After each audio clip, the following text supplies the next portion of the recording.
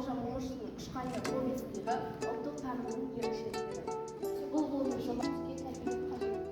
Осы уақытта елжандылық, жауапкершілік, адамгершілік қасиеттерін қалыптастыруда үлкен маңызға ие. Патриоттық жалынның күштерін Тұлғаларда бәрі үлкен болады. Адамдардың бәрі айналайынан басқа айтатын сөз жоқ.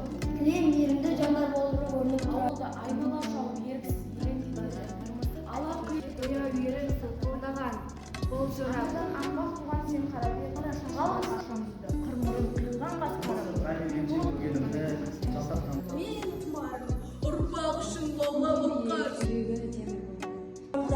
Қаһарына шыдатпай, күшіге Балының жусанды даласында халқына қалқан болып қайсар мінезді батыр. Ұрпақ қаран далаға біз, ғасырға жыр, дәуірге ән. Атам, ондай адам жер бетінде табылмаған. Әрқашан еске алып қағып қойып, балам менің қайды екен, қыздар менен тауды екен, тауда не қып жүр екен, алма теріп жүр екен, алмасынан қанекей, жаңа теріп жүр екен, қызыл алма қолында, қыз боз бала соңында, деуші еді ау.